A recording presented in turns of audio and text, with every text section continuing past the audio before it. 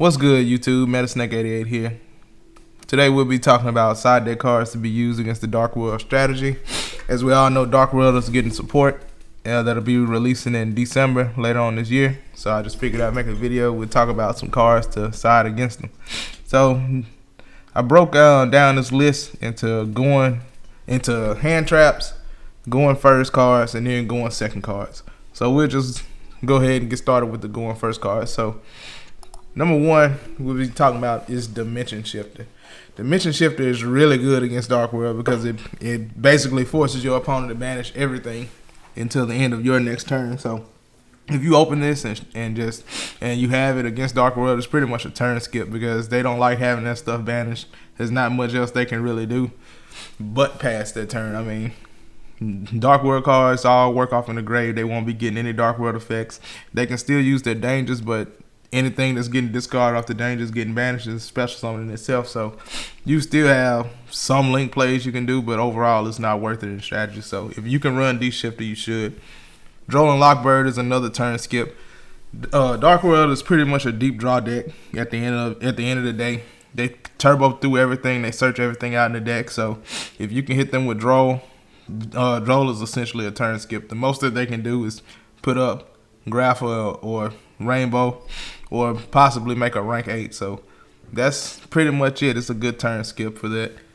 Next up is DD Crow. So Crow has a lot of usage against Dark World. So Crow can be used to banish Grapha. Crow can be used to enchain to the Dark World Ascension fusion spell to banish Graphas in the grave, forcing them to have a Grapha in the hand to resolve the fusion. They can also hit Silver and Beige in the graveyard, attempting to special summon themselves.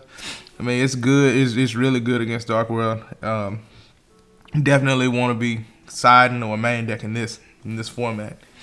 Let's talk about Lancia. Lancia is okay. It's not the best hand trap, but it's good in the sense that it shuts down gates for a turn. When they activate gates, you want to activate Lancia. You don't activate this in response to them banishing the card. As soon as they place gates on the field, that's when you chain this. Or you can also chain this to Ascension. So if you chain this to Ascension and they don't have Grapha in their hand, Ascension fizzles and they have to try it on your turn. But that's two good applications. I mean, it shuts down two really good cards in the deck. So here's a few going first side cards. So Soul Drain. Soul Drain is really good against Dark World, obviously by shutting off all the banished effect monsters effects as well as monsters in the graveyard. So it's pretty much just going to negate everything in the deck. The only thing that it doesn't do, it doesn't stop Grapha and Rainbow being special summoned from the graveyard. So be mindful of that. They still get their recurable vanilla beaters back out. So be wary of that. You also got Different Dimension Ground. Different Dimension Ground is basically the same, follows the same rules as D-Shifter. It's a turn skip. And on top of that, it's chainable. So, I mean, it's pretty good. It's going to banish everything. It's going to make sure the game gets back to you. Anti-Spell Fragrance. This is another really good card against Dark World because Dark World heavily relies on spells. I understand the deck has dangers, but the dangers aren't as good as Allure. They're not as good as Dealings. They're not as good as Gates. They're not as good as Dark World Library. I mean, I could keep going, but this shuts down over half the deck. So this is definitely something you want to see going first. D-Fisher, Macrocosmos, same thing. Banish effects. I mean, I can say the same things about these that I say about D-Shifter and Different Dimension Ground. Basically, these are just permanent though. So if they don't draw their Twin Twisters, they don't draw their Lightning Storms or whatever they're deciding to deal with back row, then the game is pretty much won because they can't really do anything.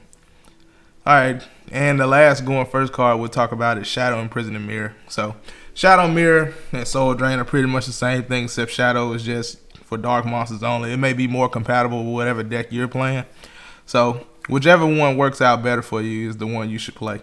But Shadow is really good against the deck. Like I said, it'll stop Silver, Beige, Brow, all the Dark World monsters effects from resolving, all the dangers from resolving in the grave when they're sent by their own effect or on the field. Well, they'll still activate because they activate in the hand and resolve technically in the hand. But still, it's really good for that. But just like Soul Drain, this also does not stop Grapha and Rainbow from reviving themselves from the grave. So please be wary of that. And going second cards, We got spear mode. So basically the turbo variants, most variants end on, or what I've seen in my experiences, is they end on Appaloosa or Rank 8 and the Fusion Grapple. So this right here answers that board alone. I mean, that's all. Now, granted, they will get a regular Grapple from the Fusion Grapple leaving the field, but I think that's a little more manageable than the board I just mentioned. So definitely consider using this. Same thing with Lava Golem, except you just get one less monster off the field, but you can still pick and choose whichever threats is the most threatening to you and build your own board. So there's no real downside to either one. Just go with the one that you decide is best. That you really can't go wrong with either, because if Dark World's having a good day, they're putting up at least 3 negates. So these two help you out those boards. Nib is really good going second. You could also main deck this. That's your own personal choice. But Nib is really good against the deck. The deck gets to 5 summons easily. But you want to time your Nib to where it's going to hurt them the most.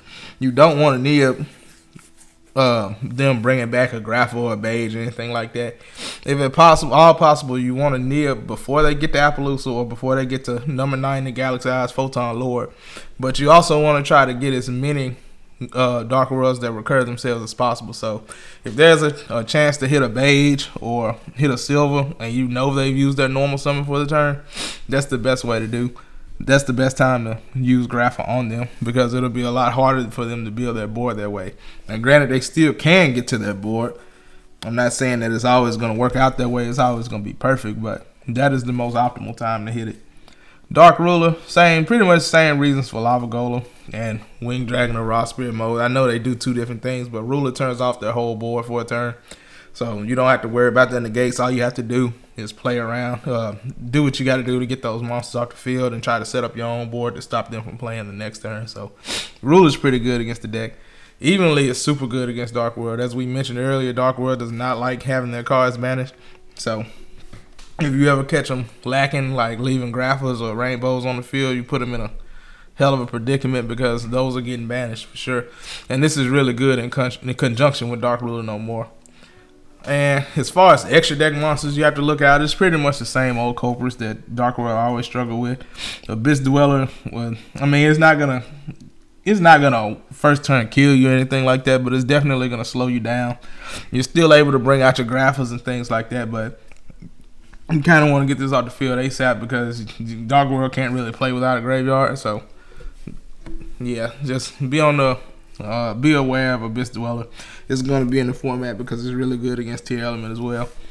Window, this is pretty much Branded Despia can play this. Tier Elements, you're going to see this in Tier a lot, because they'll be trying to make this with the one that specials on your turn when you activate a monster effect. So definitely be wary of Window. Understand that you may get windowed and be prepared to have an out for that.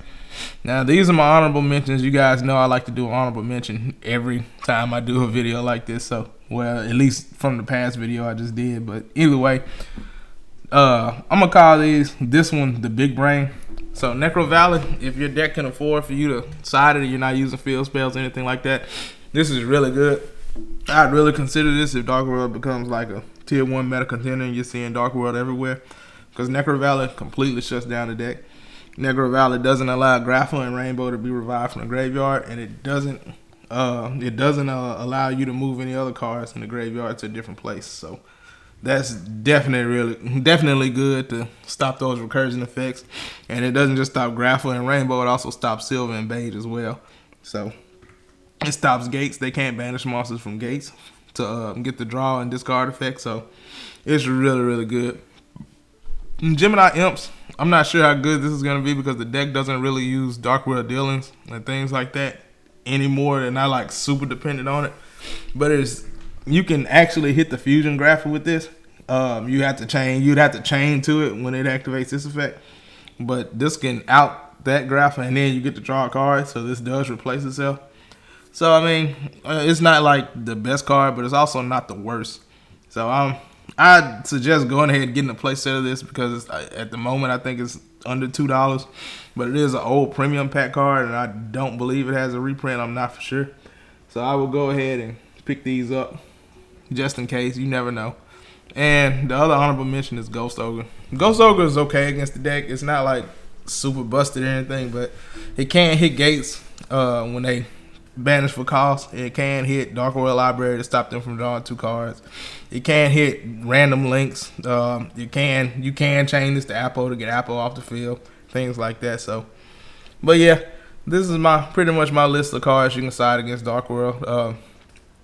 Just kind of like a little heads up, just so you won't be caught off guard if the deck starts doing well. Pretty much, that's pretty much just the gist of this video. Short and sweet. Anything that I might have missed or any cards that you guys think are also really good against Dark World, you can just drop them in the comments. We can discuss it there. And I just appreciate if you guys would like, subscribe, and give me a follow.